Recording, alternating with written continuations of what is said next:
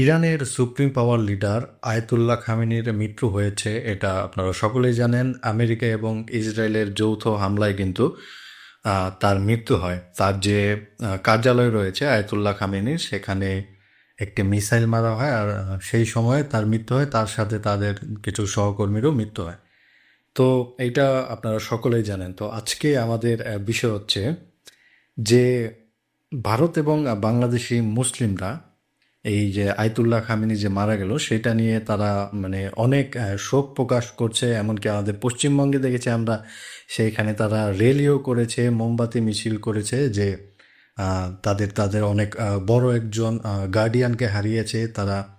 মুসলিম বিশ্বের একজন বড় গার্ডিয়ানকে হারিয়েছে। তো আমি যতটা দেখলাম যে ইস ইরানের যেই সাধারণ নাগরিকরা রয়েছে তারা কিন্তু যে আয়াতুল্লাহ খামেনি মারা গিয়েছে সেটা নিয়ে আমি দেখেছি যে শোকের থেকে তারা উল্লাসটাই বেশি করেছে। তো আমার বিষয় আজকে ওইটা না, কারণ যে তারা কেউ মারা যাওয়াতে শোক করলো উল্লাস করলো ওইগুলা আমরা দেখবো না, কারণ কখনোই কারো মৃত্যু আমরা কাম্য করি না। কখনো কারো এইভাবে মৃত্যু, যুদ্ধ কখনো শান্তি বয়ে আনে না, তো যুদ্ধের মধ্যে মৃত্যু আমরা এটা কামনা করি না। তো এই যে মৃত্যুকে ঘিরে, আয়াতুল্লাহ খামেনির মৃত্যুকে ঘিরে যেই সৃষ্টি হয়েছে ভারত এবং বাংলাদেশের মুসলিমদের মধ্যে।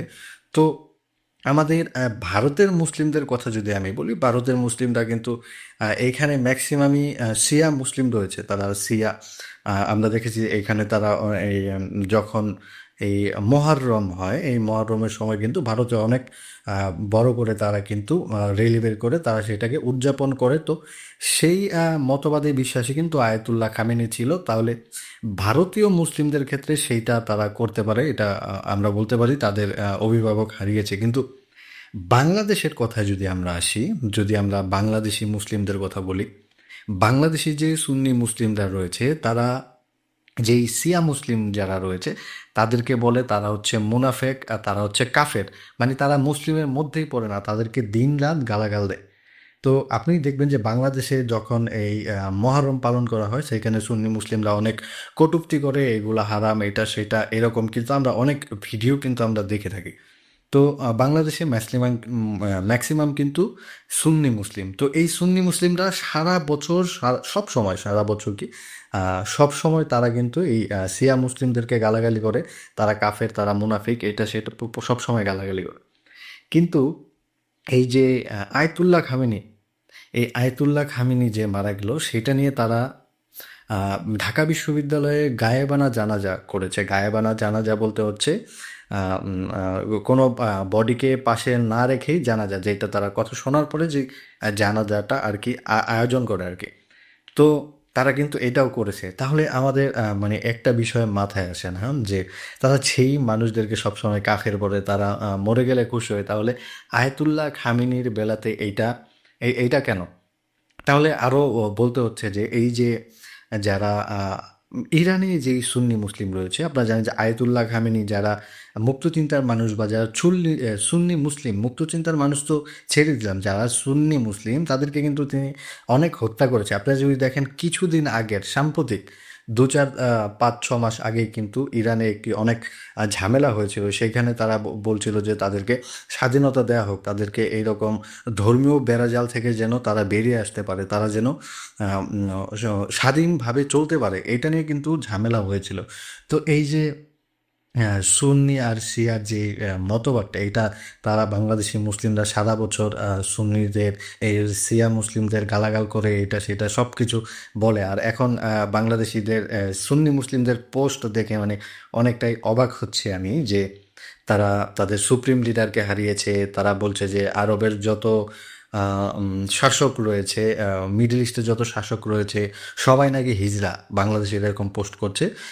একাই পুরুষ ছিলেন, সেটা হচ্ছে আয়াতুল্লাহ খামেনি। তো এই সৌদি আরবে কিন্তু ইরান হামলা করেছে। তো যেখানে যেখানে, সৌদি আরব না শুধু, আরব আমিরাত, কুয়েত, কাতার, সৌদি আরব, তারপরে হচ্ছে আরও অনেক দেশে যেখানে যেখানে মানে এই আমেরিকার আর্মি বেস ছিল আর কি, মার্কিন সেনা বেস যেখানে ছিল সেখানে সেখানে কিন্তু তারা আক্রমণ করেছে। তো আমরা দেখেছি যে যারা অনেক বাংলাদেশি মুসলিমরা ফেসবুকে পোস্ট করছে যে সৌদি আরবের যে বাদশা রয়েছে তাকে শাড়ি চুড়ি পরিয়ে দিয়ে মানে তারা পোস্ট করছে। কিন্তু বাংলাদেশিদের রেমিটেন্সের কথা যদি আপনার চিন্তা করেন, ম্যাক্সিমাম কিন্তু এই মিডল ইস্ট থেকে আসে।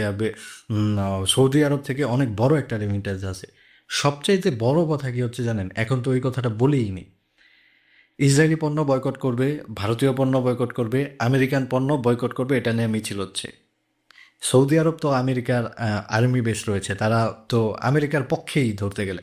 আপনারা কি হজ বয়কট করতে পারবেন? করবেন হজ বয়কট? কখনোই করবেন না, কারণ আপনারা হচ্ছে সুবিধাবাদী। আপনারা যেই দিকে সুবিধা দেখেন সেই দিকেই করেন।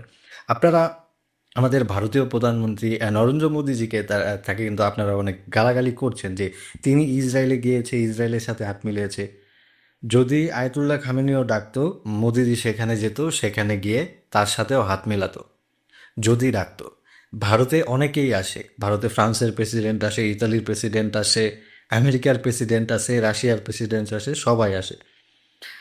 কিছুদিন আগে তো তালেবানরাও এসেছিল। তালেবান সরকারের যে আহ, উপরাষ্ট্র কি বলে এটা, পররাষ্ট্র মন্ত্রণালয়ের যে একজন কর্মকর্তা রয়েছে, সে কিন্তু এসেছিল। তো এইটা হচ্ছে কূটনৈতিক সম্পর্ক, এখানে যে ডাকবে সেখানেই যাবে। এটার জন্য যে ইসরায়েল ভারতের পক্ষে আছে বা ইসরায়েল এই ভারত সমর্থন দিছে, এইসব উল্টাপাল্টা কথাবার্তা মানে আপনারা এগুলোই ছড়াচ্ছেন।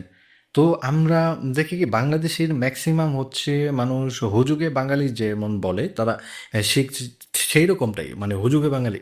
ইরানের মধ্যে কি হচ্ছে সেটা তারা কিছু জানেও না। ইরানে কত পার্সেন্ট শিয়া আছে, কত পার্সেন্ট সুন্নি আছে, এইটুকু ন্যূনতম জ্ঞান তাদের নেই। তাদের কথা হচ্ছে এখন শুনছে যে একজন মুসলিম শাসক মারা গেছে, সে ইসরায়েলের উপরে হামলা করেছিল, এই জন্য মানে বাংলাদেশে তো ইসরায়েলকে দেখতে পারে না, এই জন্য সে ইসরায়েলের উপরে হামলা করেছিল বলে এখন তারা এখন আর শিয়া মুসলিম দেখছে না, এখন দেখছে যে ইসরায়েলকে হামলা করেছে, তাকে আমরা লিডার মানবো। এইরকম বিষয় কিন্তু হয়ে গেছে। তাহলে ভাবুন, মানে সুবিধাবাদীরা মানে সব দিকেই সুবিধা খোঁজে। তাদের যখন স্বার্থে আঘাত লাগে তখন বলে সিয়াদেরকে মেরে ফেলো, সিয়াদের কাফের, সিয়ারা মুসলিমই না। আবার যখন তাদের একটু মনে হয় যে না, এটাতে আমরা প্রফিট হচ্ছি, তখন সিয়াদের তারা বলেন আমাদের সুপ্রিম লিডারকে হারিয়েছি। যখন খামেনির মতো মানুষের মৃত্যু হয় সিয়া মুসলিম, তখন বলে না, আমরা আমাদের সুপ্রিম পাওয়ার লিডারকে হারিয়েছি, সে ছিল ইসলাম শাসকের একজন অন্যতম নেতা। তো এইরকম হচ্ছে এখন বাংলাদেশি মুসলিমদের অবস্থা। তারা যে মাঠে ঘাটে নেমে এইরকম ঝামেলা তৈরি করছে, এটা হচ্ছে তাদের অবস্থা। তো আমি অনেককেই দেখেছি যে বাংলাদেশের যে প্রধানমন্ত্রী, বর্তমান কিছুদিন আগে যে প্রধানমন্ত্রী হয়েছে এই আম, তারেক রহমান সাহেব, যিনি বিএনপি থেকে, তারা র্যালি করতেছে যে ইরানে হামলা কেন তারেক রহমান জবাব দেয়, ইরানে হামলা কেন দিল্লি জবাব দেয়। মানে এটা কি, মানে এরা কি খায়, আমি শুধু এইটুকু বুঝি। এদের মাথায় কি ঘিলু বলতে কিছু আছে? মানে এরা কি খেয়ে বেঁচে থাকে যে এইরকম কথাবার্তা বলতে পারে? মানে কি বলবো আর। তো বন্ধুগণ, আজকে আর ভিডিওটি দীর্ঘায়িত করব না, অনেক বড় ভিডিও হয়ে গেছে। তো সকলকে ধন্যবাদ জানাচ্ছি, সকলকে আবার হোলির অনেক শুভেচ্ছা জানাচ্ছি। আমার হোলি ছিল এই জন্য কিন্তু 2-3 দিন ভিডিও করতে আসতে পারিনি, তো আবার চেষ্টা করব আপনাদের সাথে নিয়মিত কানেক্ট হওয়ার জন্য। সকলকে ধন্যবাদ জানাচ্ছি। জয় হিন্দ, বন্দে মাতরম, জয় সিয়ারাম।